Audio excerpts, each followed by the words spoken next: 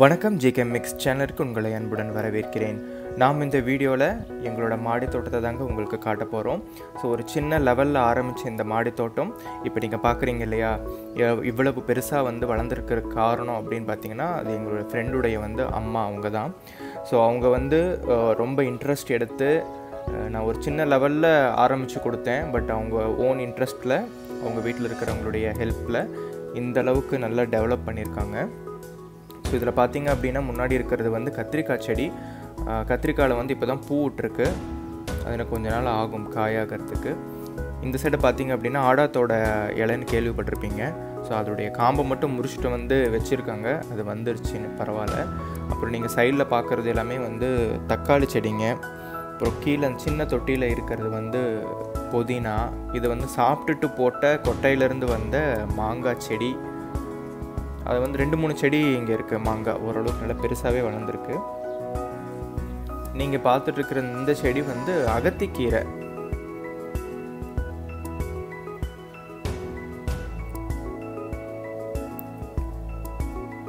So இந்த side பார்த்தீங்க அப்படின்னா இங்கே இந்த தக்காளி செடியில் நல்லா பழம் பழுத்துருக்கு. செடியிலேயே பழுத்துருக்கு. பார்க்குறதுக்கே ரொம்ப நல்லா இருக்குது. பட் பறிக்கிறதுக்கு மனசு வரலை. பட் அதை பறித்தா தான் நம்மளால் யூஸ் பண்ணிக்க முடியும். அதே மாதிரி இங்கே ஒரு 2-3 வாழை மர செடியும் வச்சுருக்கோம். சின்ன ஒரு கன்று வாங்கிட்டு வச்சது நல்லபடியாக வளருது. ஆனால் மாடியில் வாழை மரம் வைக்க முடியுமா அப்படின்னு பார்த்தீங்கன்னா வைக்கலாம். பட் அந்த அளவுக்கு தொட்டி சைஸு பார்த்திங்கன்னா நல்லா ஹைட்டாக இருக்கணும். அப்புறம் நிறைய அரளி செடிங்க இருக்குது இங்கே. அரளி எப்படின்னா சீசனே கிடையாதுங்க. அரளிக்கு எப்பயுமே பூத்துட்டே இருக்கும். நம்ம அதை டெய்லியும் பறித்து சாமிக்கு வச்சுட்டே இருக்கலாம். அப்புறம் நிறைய துளசி செடிங்க இருக்குது. அப்புறம் இது நீங்கள் பார்த்துருக்கிறது பார்த்திங்கன்னா குண்டு மல்லின்னு சொல்லுவாங்க இல்லையா, அந்த செடி. அது இப்போ தான் 2-3 பூ விட்டுருக்கு.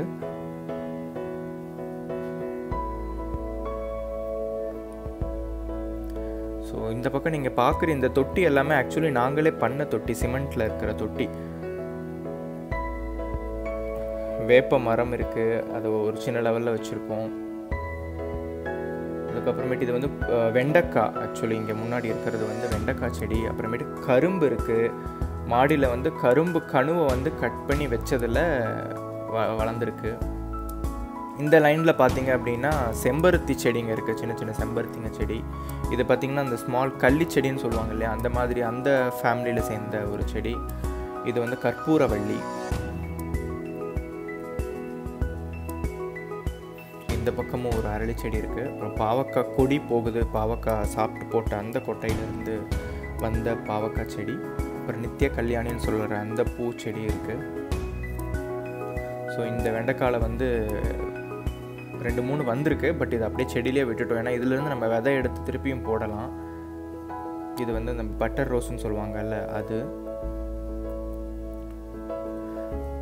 ஸோ வாழை மரம் பார்த்திங்கன்னா நல்லா வளர்ந்துருந்தது.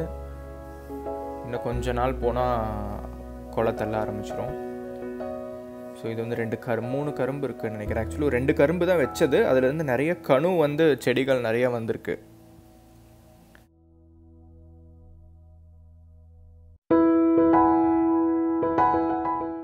ஸோ இந்த மாதிரி இன்னும் வெளியில் ஆக்சுவலி கீழே இன்னமும் பார்த்திங்கன்னா கொய்யா மரம் இதெல்லாமே நாங்கள் வச்சு இப்போ அது காயாகவே ஆரம்பிச்சிருச்சு. ஸோ அதெல்லாம் பார்க்கும்போது நீங்கள் உங்கள் கையால் ஒரு செடியை வச்சுட்டு அதிலிருந்து நீங்கள் ஒரு காயோ ஒரு பழமோ இது மாதிரி ஒரு பூக்களோ எடுக்கும்போது அதில் வர்ற ஹாப்பியாக பார்த்திங்கன்னா ஒரு டிஃப்ரெண்ட்டாக இருக்கும்.